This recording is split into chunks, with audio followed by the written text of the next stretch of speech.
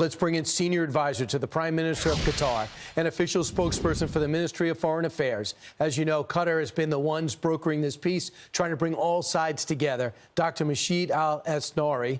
Dr. Asnari, thanks so much for joining us. What do you think about President Trump's ceasefire proposal that would have the United States taking over Gaza? How does that announcement help or hurt the talks you guys are conducting? Brian, thank you very much for having me. It's a pleasure to be on Fox and Friends. Obviously, we are now quite busy with preparing for phase 2 of the negotiations, which will start hopefully any day now, which will lead to a more sustainable truce that will hopefully lead to the phase when we can have the reconstruction of Gaza and sustainable peace in the region. And the Trump administration, since they were the transition team, were very instrumental in getting this deal across. As you know, Brian, if it wasn't for President Trump's assertiveness and President Trump's decisions before even assuming office, we wouldn't have had this deal that we are working on implementing right now.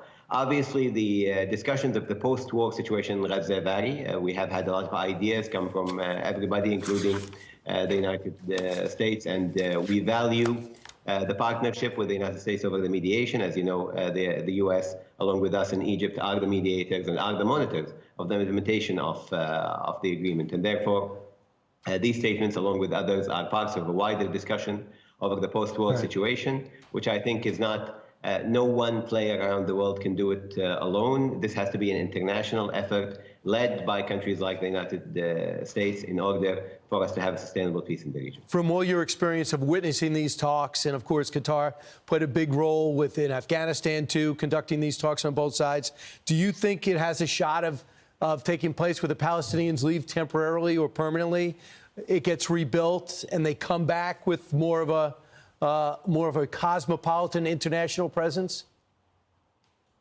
Well, I mean, regarding our role as mediators, you know, we've been doing this since 2006. We have a lot of insight into the dynamics of decision-making on the Israeli side and with the Palestinians. And we know that there is a lot of trauma with the Palestinian side when it comes to displacement.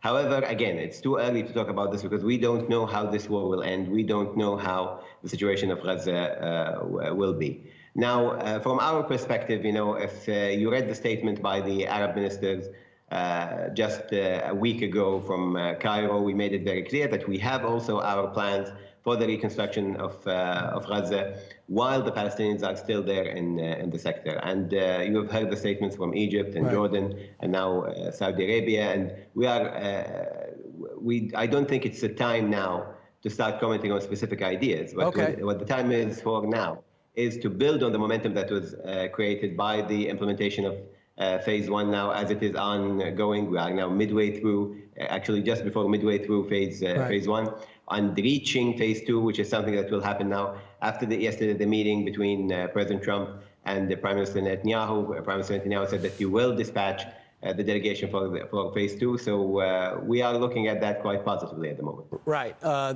Phase 2 has the pullout of the IDF from Gaza, more aid and all the hostages out.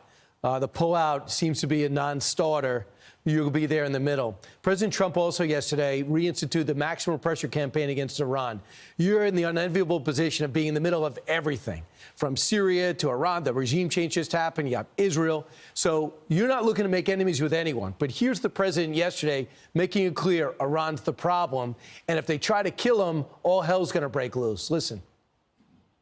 Say that you're unhappy to sign it. If it's Iran and their proxies who have threatened to retaliate against you and your team by killing you guys for taking out Soleimani. That would be a terrible thing for them to do, not because of me. If they did that, they would be obliterated. That would be the end. I've left instructions. If they do it, they get obliterated. What does that do in the region, that if they continue with their assassination threats and they execute it, what would that do to the region? Well, I would take a lot of offense with anybody who's trying to kill me, Brian, obviously. But I can tell you also that what President said this morning on Truth Social was very important. He said very clearly that he wanted a prosperous a great Iran that is good for its people, and we believe that also in the region, that stability and security in the region is a byproduct of prosperity, a byproduct of peoples that are having hope for the future, and it is through mediation and through the negotiations that we have done in the past that we have had deals between the United States and Israel that made our region more secure. And we have been, even during the first Trump administration, working with the administration over getting an arrangement with the Iranians. And we think it's a role that we can play now. We are fitted to do it. You know, right now, Brian, we have 10 mediations on our docket operating at the same time, including the Hamas-Israel one. So we are hopeful that we can be instrumental to the United States with this. We believe in President Trump as a deal maker. We believe in him as a leader with a very assertive language that was very instrumental in getting the deal and the pause in Gaza. And we want that to continue not only in Gaza, but also with Iran and the wider region as a whole. This is the time for peace in the region. It's a very short window of opportunity for us to look through it and find hope in the future. And we believe in the partnership with President Trump to do it. And he praised you and your country from the Oval Office yesterday. Says you're just trying to help. And I think it's appreciated. You're talking about a true social post he just put up. He said, I would prefer a verified nuclear peace agreement, which would let Iran peacefully grow and prosper. So not talking war there. Thanks so much, Doctor. Great to see you. And hopefully we can talk more peace and less war. Thanks so much.